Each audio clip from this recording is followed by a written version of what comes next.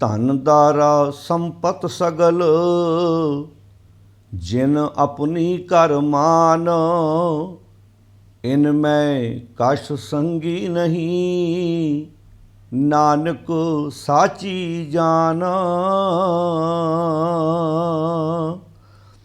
ਧਨ ਦਾਰਾ ਸੰਪਤ ਸਗਲ ਜਿਨ ਆਪਣੀ ਕਰ ਮਾਨ ਇਨ ਮੈਂ ਕਛ ਸੰਗੀ ਨਹੀਂ ਨਾਨਕ ਸਾਚੀ ਜਾਨ। ਵਾਹਿਗੁਰੂ ਜੀ ਕਾ ਖਾਲਸਾ ਵਾਹਿਗੁਰੂ ਜੀ ਕੀ ਫਤਿਹ। ਗੁਰੂ ਪਿਆਰੀ ਸਾਧ ਸੰਗਤ ਜੀਓ, ਸ਼ਲੋਕ ਵਾਰਾਂ ਤੇ ਵਧੀਕ ਬਾਣੀ ਦੀ ਚੱਲ ਰਹੀ ਲੜੀਵਾਰ ਵਿਚਾਰ ਤਿਸ ਲੜੀ ਦੇ ਤਹਿਤ ਗੁਰੂ ਨੌਵੇਂ ਪਾਤਸ਼ਾਹ ਗੁਰੂ ਤੇਗ ਬਹਾਦਰ ਮਹਾਰਾਜ ਜੀ ਦੀ ਰਸਨਾ ਤੋਂ ਉਚਾਰਨ ਕੀਤਾ ਹੋਇਆ 5 ਨੰਬਰ ਸ਼ਲੋਕ, ਜਿਸ ਦਾ ਪਾਠ ਆਪਾਂ ਸਰਵਣ ਕੀਤਾ ਹੈ। ਇਸ ਸ਼ਲੋਕ ਵਿੱਚ ਗੁਰੂ ਤੇਗ ਬਹਾਦਰ ਮਹਾਰਾਜ ਫਰਮਾਉਂਦੇ ਨੇ, ਧਨ ਦਾਰਾ ਸੰਪਤ ਸਗਲ ਜਿਨ ਆਪਣੀ ਕਰਮਾਨ। ਧਨ ਦਾ ਅਰਥ ਹੈ ਧਨ ਪਦਾਰਥ, ਦੌਲਤ। ਦਾਰਾ ਦਾ ਅਰਥ ਹੈ ਇਸਤਰੀ। ਸੰਪਤ ਦਾ ਅਰਥ ਹੈ ਸਮੁੱਚੀ ਜਾਇਦਾਦ ਜੋ ਵੀ ਮਨੁੱਖ ਦੇ ਕੋਲ ਹੈ। ਸਗਲ ਨਾਲ ਸ਼ਬਦ ਆ ਗਿਆ, ਸਾਰਾ ਕੁਝ ਹੀ।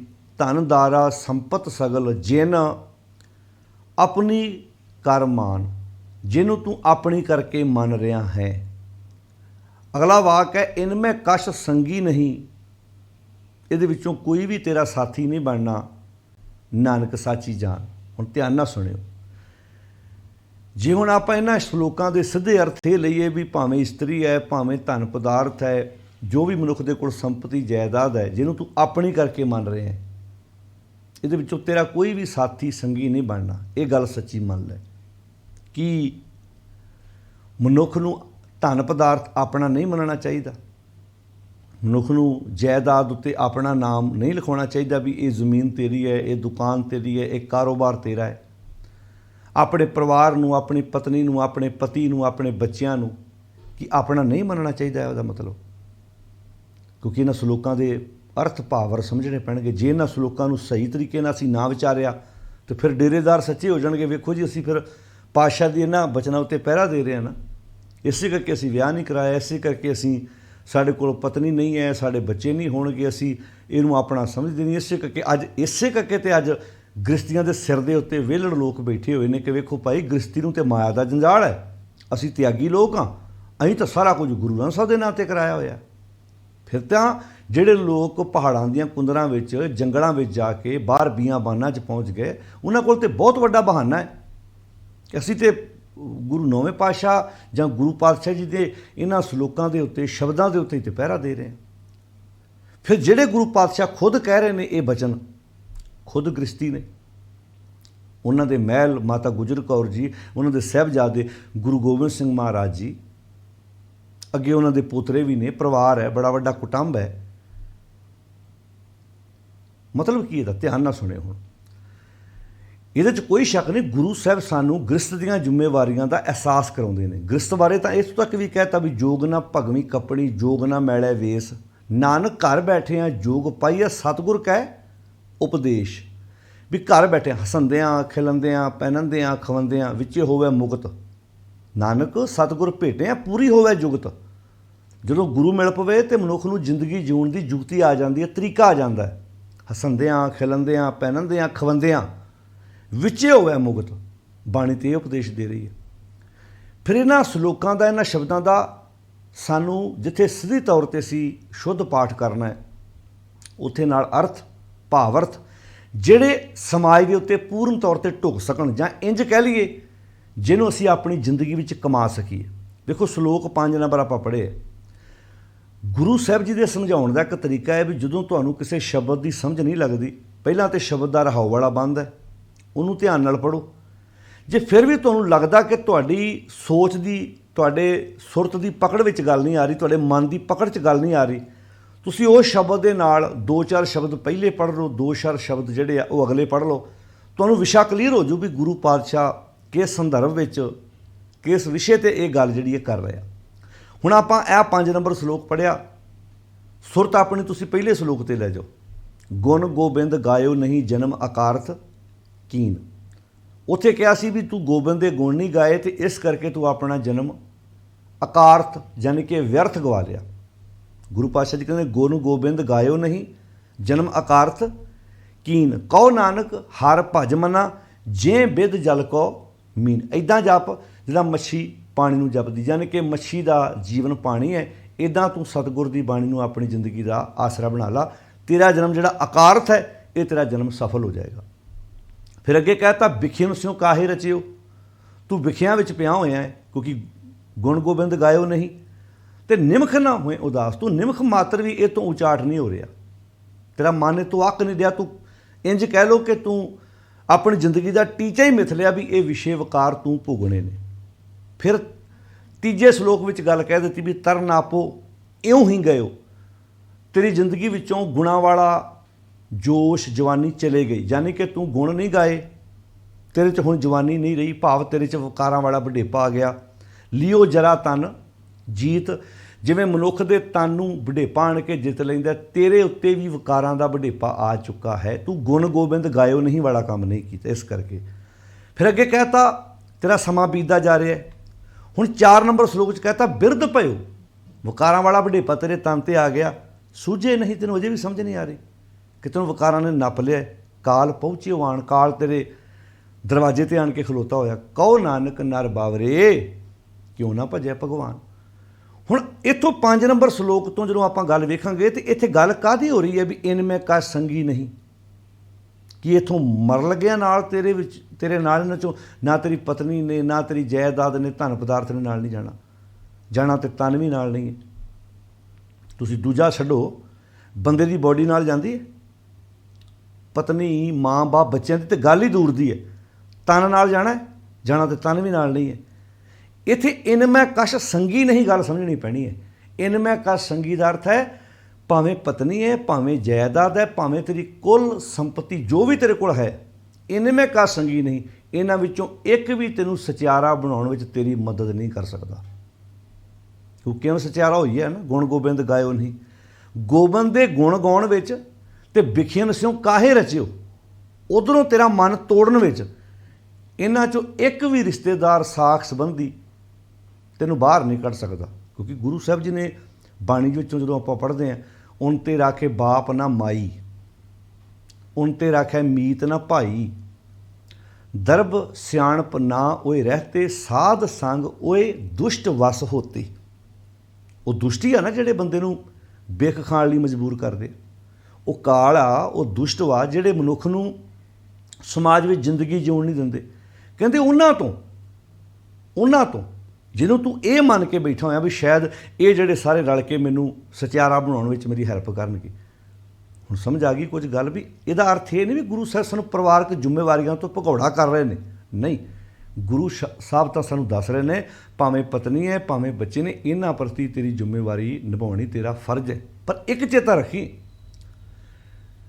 ਗੋਬਿੰਦ ਦੇ ਗੁਣ ਗਾਉਣ ਵਿੱਚ, ਵਿਖਿਆਂ ਨਾਲੋਂ ਨਾਤਾ ਤੋੜਨ ਵਿੱਚ, ਵਕਾਰਾਂ ਵਾਲੇ ਵਡੇਪੇ ਤੋਂ ਬਚਾਉਣ ਵਿੱਚ, ਇਹਨਾਂ 'ਚੋਂ ਇੱਕ ਵੀ ਚੀਜ਼ ਤੇਰੀ ਮਦਦ ਨਹੀਂ ਕਰ ਸਕਦੀ। ਜੇ ਕਰ ਸਕਦੀ ਹੁੰਦੀ ਤੇ ਧਨ ਪਦਾਰਥ ਵਾਲੇ ਬੰਦੇ ਜੇ ਬਾਕੀ ਚੀਜ਼ਾਂ ਖਰੀਦ ਸਕਦੇ ਆ, ਜਿਹੜੇ ਬੰਦਿਆਂ ਕੋਲ ਇੰਨਾ ਪੈਸਾ ਵਾ ਉਹ ਖਰੀਦ ਸਕਦੇ ਆ, ਆਹ ਚੀਜ਼ਾਂ ਖਰੀਦਣੀਆਂ ਉਹਨਾਂ ਲਈ ਕਿੰਨੀਆਂ ਔਖੀਆਂ ਸੀ ਭਲਾ, ਨਹੀਂ ਸੀ ਨਾ ਖਰੀਦ ਸਕਦੇ, ਬਿਲਕੁਲ ਵੀ ਨਹੀਂ ਖਰੀਦ ਸਕਦੇ। ਮਨੁੱਖ ਪੈਸੇ ਦੇ ਬਲ ਬੂਤੇ 'ਤੇ ਬਾਕੀ ਸਰੀਰ ਨੂੰ ਧਰਮੀ ਬਣਾ ਸਕਦਾ ਵਿਖਾਵੇ ਤੌਰ 'ਤੇ, ਪਰ ਜਿਹੜਾ ਅਸਲੀ ਧਰਮ ਜਿਹਨੂੰ ਗੁਰਮਤਿ ਧਰਮ ਮੰਨਦੀ ਹੈ ਉਹ ਪੈਸੇ ਨਾਲ ਨਹੀਂ, ਉਹ ਧਨ ਦੌਲਤ ਜ਼ਮੀਨ ਜਾਇਦਾਦ ਨਹੀਂ, ਉਹ ਕਮਾਉਣਾ ਪੈਂਦਾ ਹੈ। ਜਿਵੇਂ ਪਾਪ ਵੀ ਕਮਾਇਆ ਜਾਂਦਾ ਹੈ ਅਤੇ ਧਰਮ ਵੀ ਕਮਾਇਆ ਜਾਂਦਾ ਹੈ। ਧਰਮ ਕਮਾਉਣ ਦਾ ਵਿਸ਼ਾ ਹੈ, ਧਰਮ ਦਾ ਮੀਨਿੰਗ ਫਰਜ਼, ਡਿਊਟੀ ਆਪਣੀ, ਆਪਣੇ ਮਨੁੱਖੀ ਫਰਜ਼ਾਂ ਦੀ ਪਹਿਚਾਣ ਕਰਨੀ ਹੀ ਮਨੁੱਖ ਦਾ ਸਭ ਤੋਂ ਵੱਡਾ ਕਰਤੱਵ ਹੈ, ਮਨੁੱਖ ਦਾ ਫਰਜ਼ ਹੈ। ਹੁਣ ਇੱਥੇ ਪਾਤਸ਼ਾਹ ਜੀ ਕਹਿੰਦੇ ਨੇ ਧਨ ਦਾਰਾ ਸੰਪਤ ਸਗਲ ਜਿਨ ਆਪਣੀ ਕਰ ਮਾਨ, ਜਿਹਨੂੰ ਤੂੰ ਆਪਣੀ ਇਸ ਕਰਕੇ ਮੰਨਿਆ ਹੋਇਆ ਵੀ ਸ਼ਾਇਦ ਇਹ ਮੈਨੂੰ ਗੁਣ ਗੋਬਿੰਦ ਗਾਇਓ ਨਹੀਂ ਵਾਲੇ ਕੰਮ ਵਿੱਚ ਪੂਰਾ ਕਰ ਦੇਵੇਗੀ, ਸ਼ਾਇਦ ਮੈਨੂੰ ਇਹ ਜਿਹੜੇ ਚੀਜ਼ਾਂ ਨੇ ਵਿਖਿਨ ਸਿਉ ਕਾਹੇ ਰਚਿਓ, ਮੈਂ ਬਿਖ ਵਿੱਚ ਫਸਿਆ ਹੋਇਆ, ਇਹ 'ਚੋਂ ਮੈਨੂੰ ਬਾਹਰ ਕੱਢ ਲਵੇਗੀ। ਕਹਿੰਦੇ ਨਾ ਨਾ, ਤਰਨਾ ਪਿਓ ਇਉਂ ਹੀ ਗਇਓ, ਵੀ ਮੇਰੇ ਵਿੱਚੋਂ ਹੁਣ ਜਿਹੜੀ ਗੁਣਾਂ ਵਾਲੀ ਜਵਾਨੀ ਚਲੇ ਗਈ ਤੇ ਔਗੁਣਾਂ ਦਾ ਵਡੇਪਾ ਲਿਓ ਜਰਾ ਤਨ ਜੀਤ ਵਾਲਾ ਆ ਗਿਆ, ਸ਼ਾਇਦ ਇਹਨਾਂ ਵਿੱਚੋਂ ਕੋਈ ਮੇਰੀ ਹੈਲਪ ਕਰ ਦੇਵੇ। ਪਾਤਸ਼ਾਹ ਜੀ ਕਹਿੰਦੇ ਨਾ, ਮਾਇਆ ਕੇ ਸੰਬੰਧ ਸੈਨ ਸਾਕ, ਗੁਰੂ ਅਰਜਨ ਸਾਹਿਬ ਦਾ ਵਾਕ ਹੈ, ਮਾਇਆ ਕੇ ਸੰਬੰਧ ਸੈਨ ਸਾਕ ਕਿਤ ਹੀ ਕਾਮਨ ਆਇਆ। ਜਿਹੜੇ ਮਾਇਆ ਕਰਕੇ ਤੇਰੇ ਬਣੇ ਹੋਏ ਨੇ ਨਾ, ਭਾਵੇਂ ਉਹ ਪਤਨੀ ਹੈ, ਭਾਵੇਂ ਬੱਚੇ ਨੇ, ਭਾਵੇਂ ਪਰਿਵਾਰ ਹੈ, ਠੀਕ ਹੈ ਸਮਾਜ ਵਿੱਚ ਜ਼ਿੰਦਗੀ ਜਿਉਣ ਲਈ ਠੀਕ ਹੈ, ਪਰ ਜੇ ਤੂੰ ਕਵੇਂ ਵੀ ਇਹ ਤੈਨੂੰ ਤੇਰੇ ਅੰਦਰ ਦੀ ਪੀੜਾ, ਅੰਦਰ ਦਾ ਦੁੱਖ ਦੂਰ ਕਰਨ ਵਿੱਚ ਤੇਰੀ ਹੈਲਪ ਕਰ ਦੇਣਗੇ, ਪਾਤਸ਼ਾਹ ਜੀ ਕਹਿੰਦੇ ਨਾ, ਜਿਸ ਮਨੁੱਖ ਪੈ ਕਰੋ ਬੇਨੰਤੀ ਸੋ ਆਪਣੇ ਦੁੱਖ ਭਰਿਆ। ਜਿਹੜੇ ਮਨੁੱਖ ਦੇ ਕੋਲ ਵੀ ਤੂੰ ਆਪਣਾ ਜਾ ਕੇ ਦੁੱਖ ਰੋਵੇਂਗਾ, ਉਹ ਆਪਣੇ ਦੁੱਖ ਨਾਲ ਨੱਕਾ ਨੱਕ ਭਰਿਆ ਪਿਆ। ਕਿਹੜੇ ਦੁੱਖ ਦੀ ਗੱਲ ਹੈ, ਧਿਆਨ ਨਾਲ ਸੁਣੇ। ਹੁਣ ਸਾਧ ਸੰਗਤ ਜੀ, ਇੱਕ ਬੰਨੇ ਆਪਾਂ ਬਾਣੀ 'ਚ ਇਹ ਵੀ ਪੜ੍ਹਦੇ ਹਾਂ ਵੀ ਆਪਾਂ ਬੰਦੇ ਨੇ ਬੰਦੇ ਦੇ ਕੰਮ ਆਉਣਾ ਹੈ। ਹੁਣ ਗੁਰੂ ਸਾਹਿਬ ਜੀ ਕਹਿੰਦੇ ਮਾਨੁਖ ਕੀ ਟੇਕ ਬ੍ਰਿਥੀ ਸਭ ਜਾਣ, ਕਿ ਮਨੁੱਖ ਦੀ ਟੇਕ ਨਹੀਂ ਲਾਉਣੀ ਚਾਹੀਦੀ। ਤੁਸੀਂ ਹਸਪੀਟਲ ਪਹੁੰਚੇ ਹੋ, ਤੁਸੀਂ ਕਿਸੇ ਕੋਲ ਹੈਲਪ ਮੰਗਦੇ ਹੋ, ਭਾਈ ਮੈਨੂੰ ਤੇਰੀ ਜ਼ਰੂਰਤ ਹੈ, ਤੂੰ 4 ਦਿਨ ਉੱਥੇ ਮੇਰੀ ਹੈਲਪ ਕਰ ਦੇ, ਤੂੰ ਮੇਰੇ ਘਰ ਦਾ ਕੰਮ ਕਰ ਦੇ। ਆਪਾਂ ਕਿਸੇ ਕੋਲ ਮਦਦ ਮੰਗਦੇ ਹਾਂ, ਆਪਾਂ ਆਪਣਾ ਪੁੱਤਰ ਪੜ੍ਹਾਉਣਾ ਹੋਵੇ, ਆਪਣੇ ਕੋਈ ਕਾਰੋਬਾਰ ਖੋਲ੍ਹਣਾ ਹੋਵੇ, ਆਪਾਂ ਕਿਸੇ ਦੋਸਤ ਮਿੱਤਰ ਦੇ ਕੋਲੋਂ ਹੈਲਪ ਮੰਗਦੇ। ਕੀ ਇਨਸਾਨ ਨੂੰ ਇਨਸਾਨ ਦੇ ਕੰਮ ਨਹੀਂ ਆਉਣਾ ਚਾਹੀਦਾ? ਫਿਰ ਇਹਨਾਂ ਸ਼ਬਦਾਂ ਦੇ ਅਰਥ ਕੀ ਹੈ ਵੀ ਮਾਨੁਖ ਕੀ ਟੇਕ ਬ੍ਰਿਥੀ ਸਭ ਜਾਣ ਦੇਵਨ ਕੋ ਏਕੇ ਭਗਵਾਨ। ਇਹਦਾ ਮਤਲਬ ਸਿਰਫ ਇਹਨਾਂ ਸ਼ਬਦਾਂ ਨੂੰ ਇੰਨਾ ਸਮਝਣਾ ਕਿ ਇੱਥੇ ਅਰਥ ਇਹ ਹੈ ਕਿ ਜਿਹੜੇ ਮਨੁੱਖ ਸਚਿਆਰਾ ਬਣਨ ਵਿੱਚ ਜਾਂ ਇਹ ਸੋਚਦੇ ਵੀ ਲੋਭ ਲਾਲਚ ਈਰਖਾ ਵਿੱਚੋਂ ਮੈਨੂੰ ਫਲਾਣਾ ਮਨੁੱਖ ਬਚਾ ਲੂਗਾ, ਆ ਜਿਹੜੀ ਮੇਰੇ ਘਰ 'ਚ ਕਾਂਟੋ ਕਲੇਸ਼ ਪਿਆ ਹੋਇਆ, ਮੇਰੇ ਘਰ 'ਚ ਬਿਪਤਾ ਪਈ ਹੋਈ ਆ, ਫਲਾਣੇ ਮਨੁੱਖ ਦੇ ਪੈਰਾਂ 'ਤੇ ਮੱਥਾ ਟੇਕਣ ਨਾਲ ਮੇਰਾ ਮਸਲਾ ਹੱਲ ਹੋ ਜਾਣਾ। ਮੈਨੂੰ ਲਾਲਚ ਤੰਗ ਕਰਦਾ ਹੈ, ਮੈਨੂੰ ਕ੍ਰੋਧ ਤੰਗ ਕਰਦਾ ਹੈ, ਮੈਨੂੰ ਹਉਮੈ ਤੰਗ ਕਰਦੀ ਹੈ, ਮੈਨੂੰ ਕਾਮ ਵਾਸ਼ਨਾਵਾਂ ਤੰਗ ਕਰਦੀਆਂ ਨੇ, ਮੈਂ ਅੰਦਰੋਂ ਦੁਖੀ ਹਾਂ, ਸ਼ਾਇਦ ਫਲਾਣਾ ਮਨੁੱਖ ਜਿਹੜਾ ਉਹ ਮੇਰੀ ਇਹ ਸਮੱਸਿਆ ਦਾ ਹੱਲ ਕਰ ਦੇਵੇਗਾ। ਕਹਿੰਦੇ ਨਾ ਨਾ ਨਾ, ਮਾਨੁਖ ਕੀ ਟੇਕ, ਇੱਥੇ ਮਨੁੱਖ ਦੀ ਟੇਕ ਨਾ ਲਈ। ਬਿਰਥੀ ਸਭ ਜਾਣ ਦੇਵਨ ਕੋ ਏਕੇ ਭਗਵਾਨ, ਉਹ ਜਿਹੜਾ ਇੱਕ ਭਗਵਾਨ ਆ ਨਾ, ਉਹ ਤੇਰੇ ਅੰਦਰ ਵੀ ਬੈਠਾ। ਤੇਰੇ ਅੰਦਰ ਦੇ ਇਹਨਾਂ ਦੁੱਖਾਂ ਤੋਂ ਖਹਿੜਾ ਛਡਾਉਣ ਲਈ ਤੂੰ ਆਪਣੇ ਉਸ ਸਰਵ ਵਿਆਪਕ ਮਾਲਕ ਨਾਲ ਸਾਂਝ ਪਾ, ਤੂੰ ਦੁੱਖਾਂ ਤੋਂ ਖਹਿੜਾ ਛਡਾ ਸਕਦਾ ਹੈ। ਪਰ ਇਹਦਾ ਅਰਥ ਇਹ ਨਾ ਲੈ ਲਿਓ ਵੀ ਅਸੀਂ ਮਨੁੱਖ ਦੇ ਕੋਲੋਂ ਕਿਤੇ ਮਦਦ ਨਹੀਂ ਮੰਗਣੀ। ਨਾ ਭਾਈ, ਇਹ ਤਾਂ ਦੁਨੀਆ 'ਤੇ ਕੰਮ ਚੱਲਦਾ ਆਇਆ, ਅਸੀਂ ਕਿਸੇ ਦੀ ਹੈਲਪ ਕਰਨੀ ਹੈ, ਕੱਲ੍ਹ ਨੂੰ ਲੋੜ ਪੈਣ 'ਤੇ ਅਗਲਾ ਸਾਡੀ ਹੈਲਪ ਕਰੇਗਾ। ਇਹੋ ਹੀ ਤਾਂ ਇਨਸਾਨੀਅਤ ਹੈ। ਜਦੋਂ ਆਪਾਂ ਵੇਖਦੇ ਹਾਂ ਸਾਡੇ ਸਮਾਜ ਵਿੱਚ ਕੋਈ ਵਿਪਤਾ ਪੈਂਦੀ ਹੈ, ਕਿਤੇ ਕਾਲ ਪੈ ਜਾਂਦਾ ਹੈ, ਕਿਤੇ ਹੜ੍ਹ ਪੀੜਤ ਦੇ ਕਰਕੇ ਲੋਕ ਦੁਖੀ ਹੁੰਦੇ ਨੇ, ਕਿੱਦਾਂ ਲੋਕ ਭੱਜ ਕੇ ਉੱਥੇ ਜਾ ਕੇ ਹੈਲਪ ਕਰਦੇ ਨੇ। ਆਓ ਭਾਈ ਆਪਾਂ ਰਲ ਕੇ ਮੋਢੇ ਨਾਲ ਮੋਢਾ ਜੋੜ ਕੇ ਤੁਰੀਏ। ਹੁਣ ਇਹਨਾਂ ਸਲੋਕਾਂ ਨੂੰ, ਇਹਨਾਂ ਸ਼ਬਦਾਂ ਨੂੰ ਸਮਝਣਾ ਬਹੁਤ ਜ਼ਰੂਰੀ ਹੈ ਕਿ ਇਨਸਾਨ ਦੇ ਕੰਮ ਆਉਂਦਾ। ਪਰ ਇੱਥੇ ਮਾਨੁਖੀ ਟੇਕ ਬਿਰਥੀ ਸਭ ਜਾਣ ਦੇ ਅਰਥ ਸਮਝਣਾ ਪੈਣੇ ਹੈ ਵੀ ਕਿਸ ਵਾਸਤੇ ਮਨੁੱਖ ਦੀ ਟੇਕ ਨਹੀਂ ਲਾਉਣੀ। ਵੀ ਸ਼ਾਇਦ ਮੈਨੂੰ ਲਾਲਚ ਤੰਗ ਕਰਦਾ, ਜਿਵੇਂ ਜਿਹੜੇ ਕੰਮਾਂ ਕਰਕੇ ਲੋਕ ਅੱਜ ਬਾਬਿਆਂ ਕੋਲ ਜਾ ਰਹੇ ਆ, ਬਾਬਾ ਜੀ ਮੇਰੀ ਨੂੰਹ ਤੇ ਮੇਰਾ ਪੁੱਤ ਨਹੀਂ ਆਖੇ ਲੱਗਦਾ। ਹੁਣ ਤੁਹਾਡਾ ਨੂੰਹ ਪੁੱਤ ਕਿਹੜੇ ਕਰਕੇ ਨਹੀਂ ਆਖੇ ਲੱਗ ਰਿਹਾ? ਕੋਈ ਕਾਰਨ ਹੋਏਗਾ, ਲਾਲਚ ਹੋਏਗਾ, ਈਰਖਾ ਹੋਏਗੀ, ਦੁਐਖ ਭਾਵਨਾ ਹੋਣਗੀਆਂ, 5 ਵਿਕਾਰਾਂ 'ਚੋਂ ਕੋਈ ਨਾ ਕੋਈ ਵਿਕਾਰ ਤੰਗ ਕਰਦਾ ਹੋਏਗਾ। ਹੁਣ ਇਹਦਾ ਇਲਾਜ ਬਾਬੇ ਕੋਲ ਕਿੱਦਾਂ ਪਏ? ਇਹਦਾ ਇਲਾਜ ਤਾਂ ਤੁਹਾਡੇ ਕੋਲ ਹੈ। ਇੱਥੇ ਆਣ ਕੇ ਆਖਿਆ ਫਲਾਣੇ ਦੀ ਟੇਕ ਨਾ ਲਾਏ, ਇਹਦਾ ਪ੍ਰਬੰਧ ਤੈਨੂੰ ਖੁਦ ਆਪ ਕਰਨਾ ਪੈਣਾ। ਇੱਥੇ ਤਾਂ ਮਾਂ ਵੀ ਨਹੀਂ ਮਦਦ ਕਰ ਸਕਦੀ, ਇੱਥੇ ਤਾਂ ਪਤਨੀ ਵੀ ਕਿਸੇ ਦੀ ਹੈਲਪ ਨਹੀਂ ਕਰ ਸਕਦੀ, ਇੱਥੇ ਤਾਂ ਪਤੀ ਵੀ ਆਪਣੀ ਵਾਈਫ ਦੀ ਹੈਲਪ ਨਹੀਂ ਕਰ ਸਕਦਾ। ਉਨ ਤੇ ਰਾਖਿਆ ਬਾਪ ਨਾ ਮਾਈ, ਉਨ ਤੇ ਰਾਖਿਆ ਮੀਤ। ਹੁਣ ਕਿਸੇ ਨੂੰ ਕਾਮ ਵਾਸ਼ਨਾਵਾਂ ਤੰਗ ਕਰਦੀਆਂ, ਮਾਂ ਕਿੱਦਾਂ ਮਦਦ ਕਰ ਦੇਗੀ? ਪਿਤਾ ਕਿੱਦਾਂ ਹੈਲਪ ਕਰ ਦੇਵੇਗਾ? ਹਾਂ, ਹੈਲਪ ਕਰੇਗਾ ਉਹਦੇ ਅੰਦਰ ਬੈਠਾ ਹੋਇਆ ਸੱਚ। ਜਦੋਂ ਅੰਦਰੋਂ ਸੱਚ ਨਾਲ ਸਾਂਝ ਪਾਏਗਾ, ਬੰਦਾ ਆਪਣੇ ਆਪ ਨਾਤਾ ਟੁੱਟੇਗਾ। ਹੁਣ ਨਸ਼ੇ ਦੀ ਆਦਤ ਵਿੱਚ ਦੂਜਾ ਹੈਲਪ ਕਿੱਦਾਂ ਕਰ ਦੇਵੇਗਾ ਤੁਹਾਡੀ, ਜਦੋਂ ਤੁਸੀਂ ਪੁੱਠਿਆਂ ਕੰਮਾਂ 'ਚ ਪੈ ਗਏ ਜੀ? ਉਨ ਤੇ ਰਾਖਿਆ ਬਾਪ ਨਾ ਮਾਈ, ਉਨ ਤੇ ਰਾਖਿਆ ਮੀਤ, ਮਿੱਤਰ ਨਾ ਭਾਈ। ਨਾ ਕੋਈ ਮਿੱਤਰ, ਨਾ ਕੋਈ ਭਰਾ, ਨਾ ਮਾਂ, ਨਾ ਬਾਪ। ਦਰਬ ਪੈਸਾ, ਤੁਸੀਂ ਪੈਸੇ ਦੇ ਜ਼ੋਰ ਨਾ ਕਹੋ ਵੀ ਹੁਣ ਮੈਂ ਇਸ ਦੁੱਖ ਵਿੱਚੋਂ ਬਾਹਰ ਨਿਕਲਾਂ। ਦਰਬ ਸਿਆਣਪ, ਚਤੁਰਾਈ, ਚਲਾਕੀ ਜਿਹਨੂੰ ਆਪਾਂ ਕਹਿੰਦੇ, ਇੱਥੇ ਸਿਆਣਪਦਾਰ ਸਮਝਿਓ ਕਿ ਗੁਰਮਤਿ ਸਾਨੂੰ ਸਿਆਣਾ ਨਹੀਂ ਬਣਾਉਂਦੀ। ਗੁਰਮਤਿ ਆਉਂਦੀ ਹੈ ਸਿਆਣਾ ਬਣ, ਪਰ ਇੱਥੇ ਸਿਆਣਪ ਦਾ ਅਰਥ ਹੈ ਕਿਸੇ ਚਲਾਕੀ ਨਾਲ, ਕਿਸੇ ਚਤੁਰਾਈ ਨਾਲ। ਚਲਾਕੀਆਂ ਹੁੰਦੀਆਂ ਨੇ, ਬੰਦਾ ਜੋ ਦਿਸਦਾ ਉਹ ਹੈ ਨਹੀਂ, ਜੋ ਹੈਗਾ ਉਹ ਦਿਸਦਾ ਨਹੀਂ। ਰੇ ਜਾਨਾ ਮਨ ਮਾਧੋ ਸਿਉ ਲਾਈ ਹੈ, ਚਤੁਰਾਈ ਨਾ ਚਤੁਰਭੁਜ ਪਾਈਏ। ਚਲਾਕੀਆਂ ਨਾਲ ਨਹੀਂ ਗੱਲ ਬਣਨੀ ਭਾਈ, ਇੱਥੇ ਸਿਆਣਾ ਬਣਨਾ ਪੈਣਾ। ਬਾਣੀ ਸਿਆਣਾ ਬਣਾਉਂਦੀ ਸਾਨੂੰ। ਗੁਰਸਿੱਖੀ, ਗੁਰਸਿੱਖ ਸੁਣ, ਅੰਦਰੋਂ ਸਿਆਣਾ ਤੇ ਬਾਹਰੋਂ ਭੋਲਾ। ਅੰਦਰੋਂ ਇੰਨਾ ਸਿਆਣਾ ਵੀ ਇੱਕ ਵੀ ਗਗਨ ਨਗਰ ਇੱਕ ਬੂੰਦ ਨਾ ਵਰਖੈ, ਨਾਦ ਕਹਾਂ ਜੋ ਸਮਾਨਾ। ਹੁਣ ਉਸ ਨਗਰ ਵਿੱਚ ਇੱਕ ਵੀ ਮਾੜਾ ਖਿਆਲ ਨਹੀਂ ਆ ਰਿਹਾ, ਉਹਨੂੰ ਸਮਝ ਆ ਗਈ ਇਸ ਗੱਲ ਦੀ। ਕਿਉਂਕਿ ਪਾਰ ਬ੍ਰਹਮ ਪਰਮੇਸ਼ਰ ਮਾਧੋ ਪਰਮਹੰਸ ਲੈ ਸਿਧਾਨਾ। ਬਾਬਾ ਬੋਲਤੇ ਤੇ ਕਹਾ ਗਏ। ਉਹਦਾ ਅੰਦਰ ਬੋਲ ਬੁਲਾ ਰਹੇ ਸੀ ਨਾ, ਜਿਹੜੇ ਬੰਦੇ ਨੂੰ ਤੰਗ ਕਰਦੇ ਸੀ, ਉਹ ਪਤਾ ਨਹੀਂ ਹੁਣ ਕਿੱਥੇ ਦੇ ਕਿੱਥੇ ਚਲੇ ਗਏ। ਹੁਣ ਇਹਨਾਂ ਸ਼ਬਦਾਂ ਨੂੰ ਇਦਾਂ ਸਮਝਣਾ ਹੈ। ਹੁਣ ਇੱਥੇ ਜਿਹੜੀ ਗੱਲ ਕਰ ਰਹੀ ਹੈ, ਦਰਬ ਸਿਆਣਪ ਨਾ ओए रहते, साध संग दुष्ट वस होते, इन तेरा इन में कश संगी नहीं, किन्हां विचों धन दारा संपत सगल जिन अपनी कर मान, जिन्हों तू अपनी करके इस करके मन्निया होया है। हुण कुदरती गल, तुसीं घरों बाहर जांदे हो, तुहानूं पुछदे, तुहानूं कोई पुछदा तुहाडा घर कित्थे है, तुसीं दस दिओ ये घर मेरा है, आ प्लाट मेरा है, जमीन मेरी है, जायदाद मेरी, तुसीं उहनूं अपनी नहीं मानदे। फिर बहुते लोगों ने तो नवां राह लभ लिया, ये कहो जी कदी दासां घर चरण पाओ जी, वो सोचते भी शायद मेरा कहण नाल हंकार हुंदा, तो इदां कह दो दास सेवक, इदां दे शब्द तुसीं वेखिआ समाज विच बहुत लोग वरतदे ने। गुरु दा गुलाम, गुरु दा कूकर, पिछे जे एक नवीं लहर उठी सी, उन्होंने गातरिਆਂ ਦੇ ਉੱਤੇ गुरु दा कूकर लिखना शुरू कर दिता। उन्होंने दिमाग 'ਚ शायद इदां गातरे ते लिखण नाल गुरु दा कूकर बन जाना। ना भाई वफादारी करो, डेरिਆਂ ਦੀ खाक छाननी है, डेरिਆਂ ਤੇ ਜਾ ਕੇ ਬਾਬਿਆਂ ਦੀਆਂ ਬਰਸੀਆਂ ਮਨਾਉਣੀਆਂ ਨੇ, ਮੱਥੇ ਥਾਂ ਥਾਂ ਤੇ ਡੇਰਿਆਂ ਤੇ ਟਿਕਣੇ ਨੇ, ਤੇ ਗਾਤਰਿਆਂ ਤੇ ਗੁਰੂ ਦਾ ਕੂਕਰ ਲਿਖਣ ਨਾਲ ਕੀ ਹੋ ਜਾਏਗਾ। ਕੁੱਤਾ ਲਿਖਦਾ ਥੋੜਾ ਕਿ ਮੈਂ ਫਲਾਣੇ ਦਾ ਕੁੱਤਾ ਵਾਂ, ਉਹ ਕਹਿੰਦਾ ਮੇਰੀ ਵਫਾਦਾਰੀ ਦੱਸਦੀ ਹੈ ਵੀ ਜਦੋਂ ਅੱਧੀ ਰਾਤ ਕੋਈ ਕੰਧ ਟੱਪਣ ਆਉਂਦਾ ਨਾ, ਮੈਂ ਮਾਲਕ ਨੂੰ ਉੱਠਣ ਨਹੀਂ ਦਿੰਦਾ, ਮੈਂ ਆਪਣੇ ਦਿਨ ਵੇਲੇ ਪੀਤਾ ਹੋਇਆ ਦੁੱਧ, ਖਾਧੀ ਹੋਈ ਰੋਟੀ ਦਾ ਰਾਤ ਨੂੰ ਮੁੱਲ ਮੋੜ ਦੇਣਾ। ਮੈਂ ਇਹ मेरी अपने आप दसी हुई वफादारी दसदी है कि मैं फलाने मार्ग दा वां, हम कूकर तेरे दरबार। गातरे ते लिखण नाल थोड़ा कुछ गल बन जानी है, मैं गुरु दा कूकर हाँ, मैं गुलाम है। तो सेम इदां ही आ जिवें अत दा शरारती बच्चा जिहदे माँ बाप नूं टीचर प्रिंसीपल महीने 'ਚ 2 वार स्कूल बुलाउंदा है भी तुहाडा बच्चा शरारतां बहुत करदा है, जदों उन्हें छुट्टी लैनी हुंदी की लिखदा भला, आप जी दा आग्याकारी, तो क्लास इंचार्ज भी हस पैंदा भी जे तूं आग्याकारी तो शरारती कौन है। सेम साडी हालत भी इहो ही है कि असीं अत दे शरारती हाँ, अत दे बुरियां कम्मां विच हाँ, पर जो गुरु सामने असीं पेश होने उदों असीं अपने नूं सोचदे हाँ भी शायद इदां निमरता वाले शब्दां नाल जीवन दे विच निमरता आ जाएगी। घर मेरा है, आ रोटी मैं बनाई है, आ सब्जी मैं बनाई है, आ गड्डी मेरी है, इदां कहना हंकार थोड़ा है। ये तो तुसीं कुदरती गल तुहाडी है, तुहानूं नाके ते पुछणगे गड्डी किहदी है, की कहोगे दास दी है जी।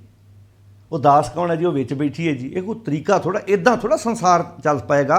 बाणी दे इन्हां अर्थां भावार्थां नूं शब्दां नाल निमरता मैं मेरी नहीं है। बहुत लोग मिठा बोलण वाले भी, बाणी दा वाक है अंदर कैंची है, फरीदा कन मुसल्ला सूफ गल दिल काती गुड़वात, जुबान गुड़ वर्गी मिठी है पर अंदर कैंची है। खतरनाक बंदा हुंदा है, वो बहुत पहचानना औखा हुंदा। कई वारी सानूं जिहड़े बंदे गुस्से 'ਚ 2 शब्द बोलते सानूं लगदे ते वो बुरे ने, जिहड़े मूँह मिठा बोलते हैं सानूं बहुत चंगे लगते हैं, पर वो पहचानने औखे हुंदे ने। क्योंकि जिहड़ा बाहरों उच्चा बोलदा है जां बाहरों थोड़ा जिहा सानूं लगदा गर्म बोलदा है, वो पहचानना सौखा हुंदा। उहनूं इह हुंदा भी यार हो सकदा इहदे अंदर भी इदां होवे। मैं नहीं आंदा भी वो जिहड़ा बोल रहा वो सही है, पर जिहड़ा बंदा जुबान दा मिठा ना, वो तुहानूं पहचानना बहुत औखा हुंदा है। क्योंकि तुहानूं सारी जिंदगी समझ नहीं आउंदी भी ये किसी दा बुरा कर सकदा, पर अंदर कैंची हुंदी। तुहाडे सामने उन्हें कदी नहीं इदां पेश आउणा, पर परां जाके तुहाडे परिवार दीयां सारियां रिपोर्टां परां जाके देई आउणीਆਂ। परिवारां 'ਚ इदां दीयां रूहां हुंदियां ने, भावें पुत्तर है भावें नूंह है, कोई बेटा बेटी कोई भी हो सकता है। तो खैर जिहड़ी आपां गल कर रहे हैं हुण, पातशाह जी इत्थे कहंदे ने उन ते राखै बाप ना माई, उन ते राखै मीत ना भाई, दरब सियाणप ना ओए रहते, साध संग ओए दुष्टवत होते। तो पातशाह जी कहते ने जिस मनुख पै करो बेनती, जिस मनुख दे कोल भी तुसी बेनती करोगे सो अपने दुख भरिया। किहड़ा दुख?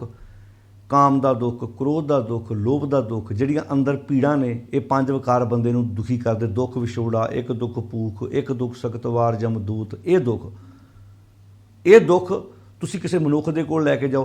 ਹੁਣ ਲਾਲਚ ਤੁਹਾਨੂੰ ਤੰਗ ਕਰਦਾ, ਮਨੁੱਖ ਤੁਹਾਡੀ ਕੀ ਹੈਲਪ ਕਰ ਦੂ? ਉਹ ਕਹੇਗਾ ਭਰਾਵਾ ਲਾਲਚ ਤੈਨੂੰ ਤੰਗ ਕਰਦਾ, ਮੇਰੇ ਕੋਲ ਕੋਈ ਇਸ ਵਾਸਤੇ ਮੇਰੇ ਕੋਲ ਕੋਈ ਮੈਡੀਸਨ ਨਹੀਂ ਹੈਗੀ। ਨਾ ਨਾ ਨਾ, ਇਹ ਤੇਰੇ ਕੋਲ ਖੁਦ ਆਪਣੇ ਕੋਲ ਮੈਡੀਸਨ ਹੈ। ਕਿਹੜੀ? ਸਬਰ ਦੀ। ਸਬਰ ਉਹਦੀ ਦਵਾਈ ਹੈ ਬਸ। ਕਾਮ ਵਾਸ਼ਨਾਵਾਂ ਤੰਗ ਕਰਦੀਆਂ ਨੇ, ਹੰਕਾਰ ਤੰਗ ਕਰਦਾ ਹੈ, ਤੇਰੇ ਆਪਣੇ ਕੋਲ ਹੀ ਦਵਾਈ ਹੈ, ਮੇਰੇ ਕੋਲ ਆਉਣ ਦੀ ਲੋੜ ਹੀ ਨਹੀਂ। ਜਿਸ ਮਨੁੱਖ ਪੈ ਕਰੋ ਬੇਨਤੀ ਸੋ ਆਪਣੇ ਦੁੱਖ ਭਰਿਆ, ਪਾਰ ਬ੍ਰਹਮ ਜਿਨ ਹਿਰਦੇ ਅਰਾਧਿਆ। ਹੁਣ ਗੱਲ ਹਿਰਦੇ ਆ ਗਿਆ ਨਾ, ਦੁੱਖ ਵੀ ਅੰਦਰ ਸੀ ਤੇ ਹਿਰਦੇ ਅਰਾਧਿਆ, 3 ਭਉ ਸਾਗਰ ਤਰਿਆ। ਇਹਦਾ ਮਤਲਬ ਜੇ ਦੁੱਖ ਬਾਹਰ ਹੁੰਦਾ, ਹੁਣ ਵੇਖੋ ਜਿਹੜੀਆਂ ਸਰੀਰ ਨੂੰ ਪ੍ਰੋਬਲਮਾਂ ਲੱਗਦੀਆਂ ਨੇ ਨਾ, ਇਹਨਾਂ ਦੀ ਮੈਡੀਸਨ ਬਾਹਰ ਆ। ਕੋਈ ਕੰਪਨੀ ਨੇ ਦਵਾਈ ਤਿਆਰ ਕੀਤੀ ਹੈ, ਡਾਕਟਰ ਨੇ ਦੱਸੀ ਆਪਾਂ ਖਾ ਲਈਏ, ਕਿਸੇ ਦੂਜੀ ਕੰਟਰੀ 'ਚੋਂ ਆਈ ਆ, ਪਰ ਜਿਹੜੀਆਂ ਮਨ ਨੂੰ ਬਿਮਾਰੀਆਂ ਲੱਗੀਆਂ ਨੇ ਨਾ, ਇਹਦੀ ਸਾਰੀ ਮੈਡੀਸਨ ਬੰਦੇ ਦੇ ਅੰਦਰ ਪਈ ਹੋਈ ਆ, ਸਾਰੀ ਮੈਡੀਸਨ। ਹੁਣ ਵੇਖੋ ਅੰਦਰ ਹੀ ਇਲਾਜ ਦੱਸਦਾ ਵੀ ਜਿਹੜੇ ਦੁੱਖ ਕਰਕੇ ਤੂੰ ਦੁਖੀ ਆ, ਪਾਰ ਬ੍ਰਹਮ ਜਿਨ ਰਿਧਿਆ ਰਾਧਿਆ ਤਿੰਨ ਭਉ ਸਾਗਰ ਤਰਿਆ, ਗੁਰ ਹਰਿ ਬਿਨ ਕੋ ਨਾ ਕੋਈ ਨਹੀਂ ਹੈਗਾ, ਬਿਰਥਾ ਦੁੱਖ ਘਟ ਹੈ। ਜਿਹੜਾ ਤੇਰੇ ਅੰਦਰ ਦੀ ਪੀੜਾ ਦੁੱਖ ਨੂੰ ਕੱਟ ਸਕੇ, ਪ੍ਰਭ ਤਜ ਅਵਰ ਸੇਵਕ ਜੇ ਹੋਈ ਹੈ, ਤਿਤ ਮਾਨ ਮਹਤ ਜਸ ਘਟ ਹੈ। ਇਹਦੇ ਨਾਲ ਤੇਰੀ ਇੱਜ਼ਤ ਸੋਭਾ ਜਿਹੜੀ ਆ ਉਹ ਘਟੇਗੀ ਜੇ ਤੂੰ ਆਪਣੀ ਜ਼ਿੰਦਗੀ ਵਿੱਚ ਗੁਰੂ ਵਾਲਾ ਪੱਖ, ਗੁਰੂ ਵਾਲੀ ਵਿਚਾਰ ਛੱਡ ਕੇ ਆਪਣਾ ਜੀਵਨ ਜਿਉਣ ਦਾ ਯਤਨ ਕਰੇਗਾ। ਤੇ ਹੁਣ ਇਸ ਸ਼ਲੋਕ ਨੂੰ ਸਮਝਣ ਦੀ ਜ਼ਰੂਰਤ ਹੈ ਕਿ ਧਨ ਦਾਰਾ ਸੰਪਤ ਸਗਲ ਜਿਨ ਆਪਣੀ ਕਰ ਮਾਨ, ਜਿਹਨੂੰ ਤੂੰ ਇਸ ਕਰਕੇ ਆਪਣੀ ਮੰਨਿਆ ਹੋਇਆ ਵੀ ਸ਼ਾਇਦ ਇਹਨਾਂ ਵਿੱਚੋਂ ਕੋਈ ਚੀਜ਼ ਮੈਨੂੰ ਵਿਖਿਨ ਸੋ ਉਹਦੇ ਨਾਲ ਨਾਤਾ ਤੋੜ ਦੇਵੇ, ਮੇਰੀ ਤਰਨ ਆਪੋ ਇਉਂ ਹੀ ਗਇਓ ਵਾਲੇ ਉਸ ਪੱਖ ਚੋਂ ਮੈਨੂੰ ਬਾਹਰ ਕੱਢ ਦੇਵੇ ਤੇ ਮੇਰੇ ਤੇ ਵਕਾਰਾਂ ਦਾ ਵੱਡੇਪਨ। ਕਹਿੰਦੇ ਨਾ ਇਹਨਾਂ ਵਿੱਚੋਂ ਕੋਈ ਚੀਜ਼ ਤੇਰੀ ਹੈਲਪ ਨਹੀਂ ਕਰ ਸਕਦੀ, ਕਿਉਂਕਿ ਇਨ ਮੈਂ ਕਾ ਸੰਗੀ ਨਹੀਂ, ਇਹਨਾਂ ਵਿੱਚੋਂ ਇੱਕ ਵੀ ਚੀਜ਼ ਤੇਰੀ ਸਾਥੀ ਨਹੀਂ ਬਣਨੀ। ਇੰਜ ਕਹਿ ਲਓ ਸਚਿਆਰਾ ਬਣਾਉਣ ਵਿੱਚ ਇਹਨਾਂ ਵਿੱਚੋਂ ਇੱਕ ਵੀ ਵਸਤੂ ਤੇਰੀ ਹੈਲਪ ਮਦਦ ਨਹੀਂ ਕਰ ਸਕਦੀ। ਹਾਂ, ਕਰ ਸਕਦਾ ਕੌਣ ਹੈ? ਉਹ ਹੈ ਸੱਚ। ਸੱਚ ਨੂੰ ਆਪਣਾ ਸਾਥੀ ਬਣਾ ਲਾ, ਉਹ ਤੈਨੂੰ ਸਚਿਆਰਾ ਬਣਾ ਸਕਦਾ। ਜਦੋਂ ਤੇਰੇ ਕੋਲ ਸੱਚ ਹੋਇਆ ਤੇ ਫਿਰ ਪਿਆਰਿਆ, ਭਾਵੇਂ ਪਤਨੀ ਹੈ, ਭਾਵੇਂ ਜਾਇਦਾਦ ਹੈ, ਇਹ ਪਦਾਰਥ ਹੈ, ਇਹ ਤੈਨੂੰ ਬੜੇ ਸੋਹਣੇ ਲੱਗਣੇ ਨੇ। ਕਿਉਂਕਿ ਜਿਹੜੇ ਗੁਰੂ ਪਾਤਸ਼ਾਹ ਜੀ ਇਹ ਗੱਲਾਂ ਕਹਿ ਰਹੇ ਨੇ, ਉਪਦੇਸ਼ ਦੇ ਰਹੇ ਨੇ, ਉਹ ਖੁਦ ਗ੍ਰਸਤੀ ਨੇ। ਉਹਨਾਂ ਕੋਲ ਮਾਤਾ ਗੁਜਰ ਕੌਰ, ਉਹਨਾਂ ਦੇ ਮਹਿਲ ਨੇ, ਉਹਨਾਂ ਦੇ ਸਾਹਿਬਜ਼ਾਦੇ ਨੇ, ਉਹਨਾਂ ਦੇ ਪਰਿਵਾਰ ਹੈ, ਪੋਤਰੇ ਨੇ, ਸਭ ਕੁਝ ਹੈ ਉਹਨਾਂ ਦੇ ਕੋਲ। ਆਪਾਂ ਜੇ ਸਾਰੇ ਗੁਰੂ ਪਾਤਸ਼ਾਹਾਂ ਦੀ ਗੱਲ ਕਰੀਏ ਤਾਂ ਉਹਨਾਂ ਦੇ ਆਪਣਾ ਪਰਿਵਾਰ ਹੈ, ਆਪਣੇ ਬੱਚੇ ਨੇ। ਪਾਤਸ਼ਾਹ ਜੀ ਨੇ ਸਾਨੂੰ ਗ੍ਰਸਤ ਤੋਂ ਭਗੌੜੇ ਹੋਣ ਲਈ ਨਹੀਂ ਕਿਹਾ। ਇਹਨਾਂ ਸ਼ਬਦਾਂ ਦੀ ਸਹੀ ਵਿਆਖਿਆ ਨਾ ਹੋਣ ਕਰਕੇ ਲੋਕ ਡੇਰਿਆਂ ਨੂੰ ਭੱਜੇ। ਅੱਜ ਤੁਸੀਂ ਵੇਖੋ, ਗ੍ਰਸਤੀ ਬੰਦਾ ਚੰਗੀਆਂ ਭਲੀਆਂ ਆਪਣੀਆਂ ਪਰਿਵਾਰਕ ਜ਼ਿੰਮੇਵਾਰੀਆਂ ਸਾਂਭਣ ਵਾਲਾ ਵਿਅਕਤੀ, ਆਪਣੀ ਮਾਂ ਦੀ ਸੇਵਾ ਕਰਨ ਵਾਲਾ, ਆਪਣੇ ਪਿਤਾ ਦੀ ਸੇਵਾ ਕਰਨ ਵਾਲਾ, ਥਾਂ ਥਾਈਂ ਆਪਣੇ ਭਰਾ, ਆਪਣੇ ਬੱਚਿਆਂ ਪ੍ਰਤੀ, ਆਪਣੇ ਭਰਾ ਦੇ ਬੱਚਿਆਂ ਪ੍ਰਤੀ ਇਮਾਨਦਾਰੀ ਵਿਖਾਉਣ ਵਾਲਾ ਬੰਦਾ ਵੀ ਜਦੋਂ ਕੋਈ ਵਿਹਲੜ ਬਾਬਾ ਆਉਂਦਾ ਤਾਂ ਐਦਾਂ ਹੱਥ ਜੋੜ ਕੇ ਖਲੋਤਾ। ਤੇਰੇ ਤੋਂ ਵਧੀਆ ਜ਼ਿੰਮੇਵਾਰੀਆਂ ਚੁੱਕਣ ਵਾਲਾ ਬੰਦਾ ਕਿਹੜਾ? ਜ਼ਿੰਮੇਵਾਰੀਆਂ ਤੋਂ ਭਗੌੜੇ ਬੰਦੇ, ਤੁਸੀਂ ਵੇਖੋ, ਜ਼ਿੰਮੇਵਾਰੀਆਂ ਤੋਂ ਭਗੌੜੇ ਬੰਦੇ ਜ਼ਿੰਮੇਵਾਰੀਆਂ ਚੁੱਕਣ ਵਾਲਿਆਂ ਨੂੰ ਸਬਕ ਦੇ ਰਹੇ ਨੇ। ਤੁਸੀਂ ਵੇਖੋ, ਜ਼ਿੰਮੇਵਾਰੀਆਂ ਤੋਂ ਭਗੌੜੇ ਬੰਦੇ ਜ਼ਿੰਮੇਵਾਰੀਆਂ ਜਿਹੜੇ ਖੁਦ ਚੱਕ ਰਹੇ ਨੇ ਉਹਨਾਂ ਨੂੰ ਸਿੱਖਿਆ ਦੇ ਰਹੇ ਨੇ, ਤੁਸੀਂ ਇੱਦਾਂ ਨਹੀਂ, ਇੱਦਾਂ ਕਰੋ, ਵੀ ਹੱਦ ਹੋ ਗਈ। ਤਿਆਗੀ ਹੈ ਤੂੰ, ਤੇ ਦਾਅਵਾ ਕਰਦਾ ਵੀ ਮੇਰੇ ਵਰਗਾ ਤਿਆਗੀ ਕੋਈ ਨਹੀਂ ਹੈ। ਹੌਲੀ ਹੌਲੀ ਜਿਉਂ ਬਾਣੀ ਦੀ ਸਮਝ ਆਉਂਦੀ ਹੈ, ਸਰੋਤੇ ਜਾਗ ਰਹੇ ਵੀ ਨਹੀਂ ਭਾਈ, ਅਸੀਂ ਤੇ ਸਾਨੂੰ ਤੇ ਇਹਨਾਂ ਪਖੰਡੀਆਂ ਨੇ ਲੁੱਟਿਆ। ਕੋਈ ਕਿਸੇ ਰੂਪ 'ਚ ਲੁੱਟਦਾ, ਕੋਈ ਕਿਸੇ ਰੂਪ 'ਚ ਲੁੱਟਦਾ, ਕੋਈ ਕਿਸੇ ਨਾਂ 'ਤੇ ਲੁੱਟਦਾ, ਕੋਈ ਕਿਸੇ ਨਾਂ 'ਤੇ ਲੁੱਟਦਾ, ਤੇ ਪੈਰਾਂ 'ਤੇ ਮੱਥੇ ਟਿਕਾ ਰਿਹਾ। ਭਾਈ ਇਸ ਗੱਲ ਨੂੰ ਸਮਝੋ, ਇਹਨਾਂ ਸ਼ਬਦਾਂ ਨੂੰ ਸਹੀ ਸਮਝਣ ਨਾ ਕਰਕੇ, ਕਿਉਂਕਿ ਅਸੀਂ ਪਾਠ ਬਹੁਤ ਕੀਤੇ ਇਹਨਾਂ। ਤੁਸੀਂ ਵੇਖੋ ਅੱਜ ਗੁਰਦੁਆਰਿਆਂ ਵਿੱਚ ਆ ਤਾਂ ਹੁਣ ਨਾ ਥੋੜ੍ਹਾ ਜਿਹਾ ਸਮਾਂ ਫਰਕ ਪੈ ਗਿਆ ਵੀ ਜਾਗਰਤੀ ਲੋਕਾਂ 'ਚ ਆਈ, ਬਾਣੀ ਪੜ੍ਹਨ ਲੱਗ ਪਏ, ਅਰਥ ਵਿਚਾਰ ਹੋਣ ਲੱਗ ਪਈ। ਨਹੀਂ ਤਾਂ ਪਹਿਲਾਂ ਸੰਤ ਸਮਾਗਮ ਹੁੰਦੇ ਸੀ। ਤੁਸੀਂ ਕਦੀ ਨੋਟ ਕੀਤਾ ਹੋਵੇਗਾ, ਅੱਜ ਤੋਂ ਜਿਹੜੇ ਬਜ਼ੁਰਗ ਬੈਠੇ ਨੇ ਘਰਾਂ 'ਚ ਬੈਠੇ, ਤੁਸੀਂ ਸੁਣ ਰਹੇ ਹੋ ਜੇ, ਅੱਜ ਤੋਂ 20-25 ਸਾਲ ਪਹਿਲਾਂ ਨਾ ਸੰਤ ਸਮਾਗਮ ਹੁੰਦੇ ਸੀ। ਤੇ ਕਿਸੇ ਪਿੰਡ, ਕਿਸੇ ਗੁਰਦੁਆਰੇ ਕਥਾ ਕਰਨ ਜਾਣਾ ਤੇ ਪਰਿਵਾਰ ਪੁੱਛਦੇ ਹੁੰਦੇ ਸੀ ਕਿਹੜੇ ਸੰਤ ਜੀ ਆਏ ਨੇ। ਤਾਂ ਉਹ ਹੌਲੀ ਹੌਲੀ ਇਹ ਤਾਂ ਬਹੁਤ ਵੱਡੀ ਜਾਗਰਤੀ ਲੈ ਕੇ ਆਂਦੀ ਹੈ ਮਿਸ਼ਨਰੀ ਕਾਲਜਾਂ ਨੇ, ਵੀ ਲੰਬਾ ਟਾਈਮ ਲੋਕਾਂ 'ਚ ਇਹ ਦੱਸਿਆ ਵੀ ਭਾਈ ਪੈਂਟ ਕੋਟ ਵਾਲਾ ਵੀ ਵਿਚਾਰ ਕਰ ਸਕਦਾ, ਪੈਂਟ ਕਮੀਜ਼ ਵਾਲਾ ਵੀ ਵਿਚਾਰ ਕਰ ਸਕਦਾ। ਇਹਦਾ ਅਰਥ ਨਹੀਂ ਵੀ ਵਿਚਾਰ ਆਉਣ ਲਈ ਲੰਬਾ ਚੌੜਾ ਹੀ ਚਾਹੀਦਾ, ਨਾ, ਹਰ ਬੰਦਾ ਗ੍ਰਸਤੀ ਚਾਦਰ ਕੁੜਤੇ। ਜੇ ਗੁਰੂ ਨਾਨਕ ਸਾਹਿਬ ਜੀ ਪਹਿਰ ਸੰਸਾਰੀ ਕੱਪੜੇ ਮੰਜੀ ਬੈਠ ਕੀ ਅਵਤਾਰਾ, ਸਾਰੇ ਪ੍ਰਚਾਰ ਦੌਰੇ ਸਮਾਪਤ ਹੋਣ ਤੋਂ ਬਾਅਦ ਸਾਡੇ ਬਾਬਾ ਜੀ ਆਮ ਸੰਸਾਰੀ ਗ੍ਰਸਤੀਆਂ ਵਾਲੇ ਕੱਪੜੇ ਪਾਉਂਦੇ ਨੇ। ਇਹਦਾ ਮਤਲਬ ਪਹਿਲਾਂ ਬਾਬੇ ਨੇ ਭੇਖ ਬਣਾਇਆ, ਉਦਾਸੀ ਕੀ ਰੀਤ ਚਲਾਈ, ਬਾਬੇ ਨੇ ਉਹ ਵਰਦੀ ਪਾਈ ਜਿਸ ਵਰਦੀ ਨਾਲ ਉਹ ਉਹਨਾਂ ਵਿੱਚ ਜਾ ਸਕਦੇ ਸੀ। ਪਰ ਜਦੋਂ ਸਾਰੇ ਪ੍ਰਚਾਰ ਦੌਰੇ ਸਮਾਪਤ ਕਰ ਦਿੱਤੇ ਤੇ ਅੱਜ ਸੰਸਾਰੀ ਕੱਪੜੇ ਪਾ ਕੇ, ਗ੍ਰਸਤੀਆਂ ਵਾਲੇ ਕੱਪੜੇ ਪਾ ਕੇ ਪਾਤਸ਼ਾਹ ਜੀ ਕਰਤਾਰਪੁਰ ਦੀ ਧਰਤੀ ਤੇ ਸਾਰੇ ਉਹ ਕੰਮ ਕਰਕੇ ਵਿਖਾ ਰਹੇ ਨੇ ਜਿਹੜੇ ਇੱਕ ਗ੍ਰਸਤੀ ਨੂੰ ਕਰਨੇ ਚਾਹੀਦੇ ਨੇ। ਇਹ ਤੋਂ ਪਤਾ ਲੱਗਦਾ ਕਿ ਗੁਰੂ ਪਾਤਸ਼ਾਹ ਜੀ ਨੇ ਸਮਾਜ ਵਿੱਚ ਉਹ ਕੰਮ ਕਰਕੇ ਵਿਖਾ ਦਿੱਤੇ। ਪਰ ਅੱਜ ਫਿਰ ਗੱਲ ਉੱਥੇ ਆਉਂਦੀ ਹੈ ਕਿ ਸਾਡੇ ਸਮਾਜ 'ਚ ਗੱਲਾਂ ਨਾ, ਤਾਂ ਹੀ ਤੁਸੀਂ ਵੇਖੋ ਕਈ ਨਾ ਪਰਿਵਾਰਾਂ 'ਚ ਚੰਗੀ ਭਲੀ ਜ਼ਿੰਮੇਵਾਰੀ ਨਿਭਾ ਰਹੇ ਬੰਦੇ ਕਹਿਣਗੇ ਹੁਣ ਬੱਚੇ ਵਿਆਹ 'ਤੇ ਆ, ਪੁੱਤ ਪੁੱਤਰੇ ਹੁਣ ਸੈੱਟ ਹੋ ਗਏ ਆ, ਹੁਣ ਮੈਂ ਰੱਬ ਦੇ ਨਾਂ ਨੂੰ ਜਪਣਾ, ਰੱਬ ਵਾਲੇ ਬੰਨੇ ਤੁਰਨਾ। ਇਹਦਾ ਮਤਲਬ ਉਹਨਾਂ ਨੂੰ ਇਹ ਲੱਗਦਾ ਵੀ 60, 70, 80 ਸਾਲ ਅਸੀਂ ਉੱਦਾਂ ਹੀ ਲਗਾਤੇ। ਉਹ ਭਲਿਓ, ਜਦੋਂ ਤੂੰ ਜਵਾਨ ਸੀ, ਜਦੋਂ ਤੂੰ ਵਿਆਹਿਆ ਸੀ, ਜਦੋਂ ਤੇਰੇ ਬੱਚੇ ਸੀ, ਉਹ ਵੀ ਨਾਮ ਜਪਣਾ ਸੀ। ਇਹ ਵੀ ਇੱਕ ਇਮਾਨਦਾਰੀ ਦੀ ਕਿਰਤ ਕਰਕੇ ਬੱਚੇ ਪਲਨੇ, ਇਹ ਵੀ ਪਰਮੇਸ਼ਰ ਦੇ ਨਾਮ ਜਪਣ 'ਚ ਹੀ ਆਉਂਦਾ ਹੈ, ਇਹ ਕੋਈ ਵੱਖਰਾ ਨਹੀਂ ਹੈ। ਬਸ ਇੱਥੇ ਫਰਕ ਪੈ ਗਿਆ। ਆਓ ਭਾਈ, ਪਾਤਸ਼ਾਹ ਜੀ ਕਹਿੰਦੇ ਪਰਿਵਾਰਕ ਜ਼ਿੰਮੇਵਾਰੀਆਂ ਚੁੱਕ। ਪਤਨੀ ਦਾ ਫਰਜ਼ ਬਣਦਾ ਹੈ ਆਪਣੀਆਂ ਪਰਿਵਾਰਕ ਜ਼ਿੰਮੇਵਾਰੀਆਂ ਪ੍ਰਤੀ ਸੁਚੇਤ ਹੋਵੇ, ਤੇ ਪਤੀ ਦਾ ਫਰਜ਼ ਬਣਦਾ ਹੈ ਕਿ ਉਹ ਆਪਣੀ ਪਤਨੀ, ਆਪਣੇ ਬੱਚੇ, ਆਪਣੇ ਮਾਂ-ਬਾਪ, ਜਿੱਥੇ ਵੀ ਜਿੱਡਾ ਵੱਡਾ ਉਹਦਾ ਪਰਿਵਾਰ ਹੈ, ਉਹਨਾਂ ਦੀਆਂ ਜ਼ਿੰਮੇਵਾਰੀਆਂ ਪ੍ਰਤੀ ਉਹਦੀ ਇਮਾਨਦਾਰੀ ਨਾਲ ਆਪਣਾ ਫਰਜ਼ ਨਿਭਾਵੇ। ਜਿੰਨੀ ਉਹਦਾ ਜੋ ਵੀ ਕੁਝ ਹੈਗਾ ਉਹ ਸਮਾਜ ਵਿੱਚ ਜਿੱਥੇ ਉਹਦੇ ਕੋਲ ਲੋੜ ਪਵੇ ਦੂਜਿਆਂ ਦੀ ਹੈਲਪ ਵੀ ਕਰੇ। ਇਹ ਸਾਡਾ ਇਨਸਾਨੀਅਤ ਹੋਣ 'ਤੇ ਪਹਿਲਾ ਫਰਜ਼ ਹੈ। ਪਰ ਪਾਤਸ਼ਾਹ ਜੀ ਦੇ ਇਹਨਾਂ ਸਲੋਕਾਂ ਨੂੰ ਫਿਰ ਦੁਬਾਰਾ ਸਮਝਣ ਦੀ ਕੋਸ਼ਿਸ਼ ਕਰੀਏ ਕਿ ਧਨ ਦਾਰਾ ਸੰਪਤ ਸਗਲ ਜਿਨ ਆਪਣੀ ਕਰ ਮਾਨ। ਜਿਹਨੂੰ ਤੂੰ ਆਪਣੀ ਇਸ ਕਰਕੇ ਮੰਨਿਆ ਹੋਇਆ ਕਿ ਸ਼ਾਇਦ ਇਹਨਾਂ ਵਿੱਚੋਂ ਕੋਈ ਵਸਤੂ ਮੈਨੂੰ ਸਚਿਆਰਾ ਬਣਾਉਣ ਵਿੱਚ, ਮੈਨੂੰ ਬਿਖ ਨਾਲੋਂ ਨਾਤਾ ਤੋੜਨ ਵਿੱਚ, ਜਿਹੜਾ ਮੇਰੇ 'ਤੇ ਵਕਾਰਾਂ ਦਾ ਵਡੇਪਾ ਆ ਰਿਹਾ ਉਹਨਾਂ ਤੋਂ ਬਚਾਉਣ ਵਿੱਚੋਂ ਮੇਰੀ ਮਦਦ ਕਰੇਗੀ। ਪਾਤਸ਼ਾਹ ਕਹਿੰਦੇ ਇਹਨਾਂ 'ਚੋਂ ਇੱਕ ਵੀ ਚੀਜ਼ ਨੇ ਤੈਨੂੰ ਉਸ ਬੁਰਾਈ 'ਚੋਂ ਬਾਹਰ ਨਹੀਂ ਕੱਢਣਾ। ਹਾਂ, ਬਾਹਰ ਕੱਢੇਗਾ ਤੈਨੂੰ ਸੱਚ, ਬਾਹਰ ਕੱਢੇਗਾ ਤੈਨੂੰ ਗੁਰੂ ਦਾ ਉਪਦੇਸ਼, ਗੁਰੂ ਦੀ ਵਿਚਾਰ। ਜਦੋਂ ਉਹਦੇ ਨਾਲ ਲਿੰਕ ਜੋੜੇਗਾ ਫਿਰ ਤੈਨੂੰ ਪਤਨੀ, ਤੇਰੇ ਬੱਚੇ, ਫਿਰ ਤੇਰੀ ਜਾਇਦਾਦ, ਫਿਰ ਤੂੰ ਇਹਨੂੰ ਵਰਤੇਂਗਾ।